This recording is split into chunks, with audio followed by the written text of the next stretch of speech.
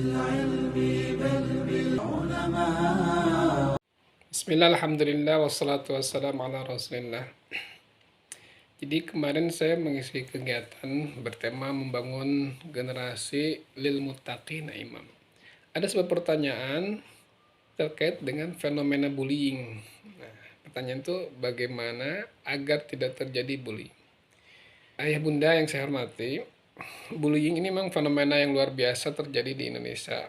Dan kita bisa lihat ke peristiwa-peristiwa yang terjadi yang bisa mengakibatkan anak itu hilang percaya diri, bahkan seringkali sampai mengakhiri hidupnya. Dan kasus-kasus terjadi di Indonesia itu bukan satu dan dua.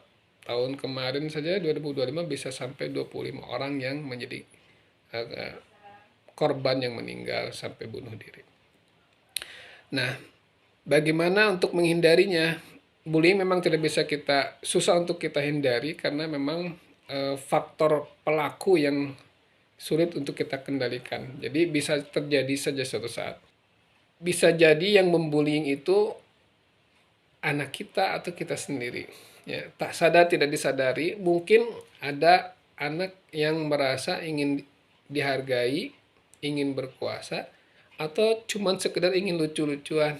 Ya, misal ada teman-temannya kemudian dia ejek dengan ejekan yang ringan untuk maksud membuat lucu suasana gitu.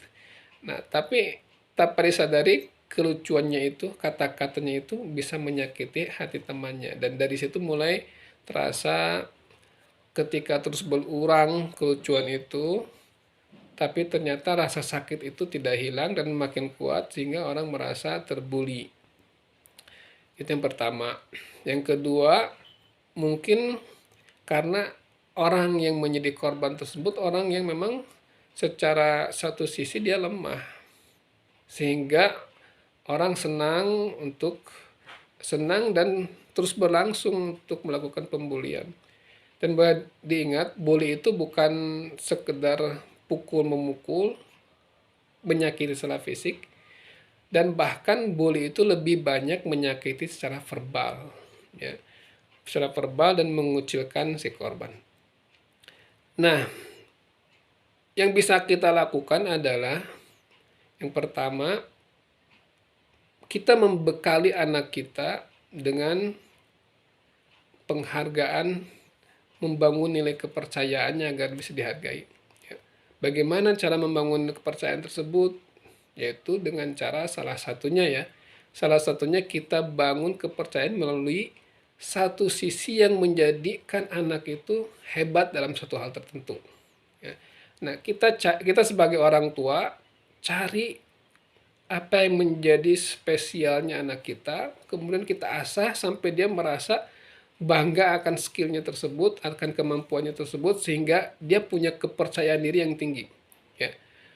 Walaupun di satu sisi lain dia kemungkinan dibully oleh teman-temannya, dia akan merasakan kepercayaan diri yang tinggi, sehingga pembulian itu tidak akan membuat dia down, ya, tidak akan membuat dia turun, lemah, dan malas untuk berprestasi, bahkan mungkin membuat dia rusak kehidupan jiwanya.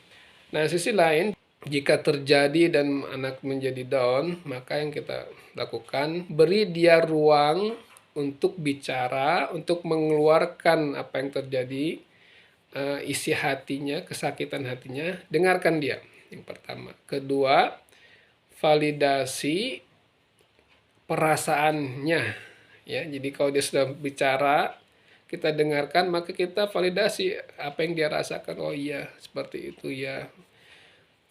Nah, dengan memvalidasi dia merasa, oh, ada orang yang mengerti dengan dirinya.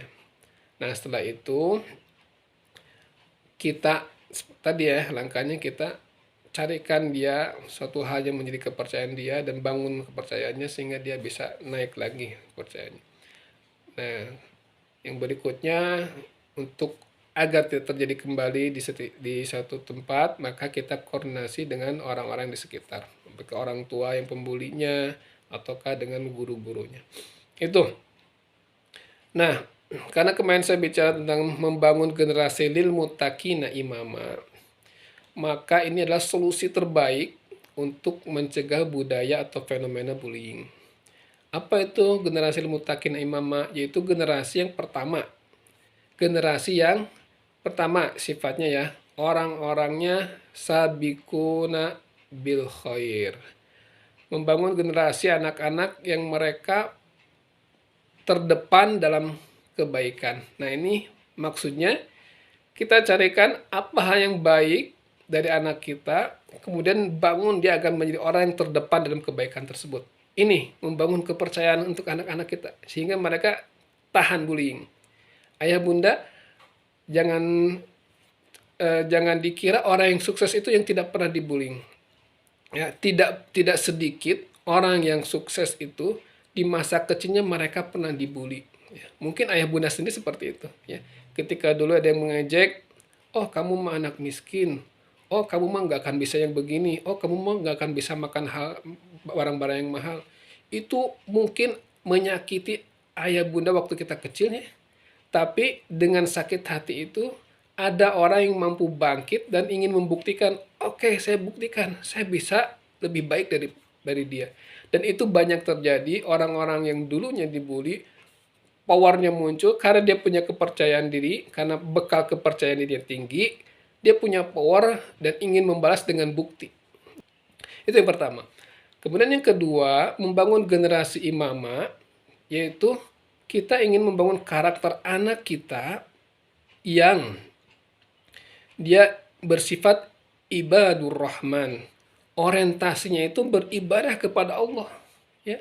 Nah, ini yang menjadikan dia sulit untuk dibully. Ya, maksudnya gini. Kalau orang sudah anak kita misalnya sudah berorientasi kepada Allah, dia ingin jadi ibadur rahman, maka dia nggak akan peduli dengan omongan orang. Ya. Orang mau bilang apa, saya fokus kepada Allah. Yang ketiga, sifat generasi lil muttaqina imama, yaitu orang yang memberikan perbaikan untuk lingkungannya, ya, muslihun. Nah, ini ya. Jadi kita bangun anak-anak kita yang punya karakter muslihun, ya. Diawali dengan pertama kita sering membisikkan kepada anak kita bahwa untuk membangun empati anak itu misalnya dengan cara, nah, kamu lihat lingkungan, kamu lihat sekitar kamu.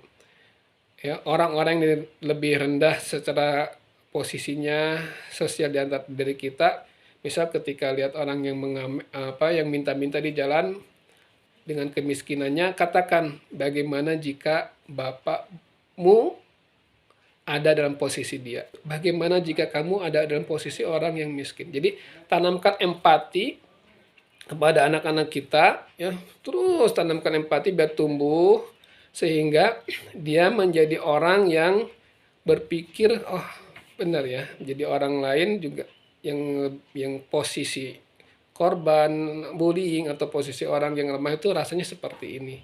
Nah, sehingga dia nggak akan pernah menjadi orang yang membuli orang lain. Kemudian ketika terjadi pembulian, dia akan menjadi orang yang pertama kali melaporkan, mencegah, dan memperbaiki. Nah, inilah generasi yang muslihun. 3 karakter imamah ini insya Allah menjadikan kebaikan untuk generasi kita dan juga akan menghilangkan fenomena bullying yang ketika terjadi bullying kepada dia pun dia akan bangkit dan menjadikan dirinya orang yang mampu mengatasi dan dia menjadi orang yang terdepan dalam segala kebaikan. Insya Allah. Terima kasih. Saya Taufik Hidayat dari Sekolah Tahfizul Quran Nur Madinah. Semoga bermanfaat untuk Anda. Assalamualaikum warahmatullahi wabarakatuh.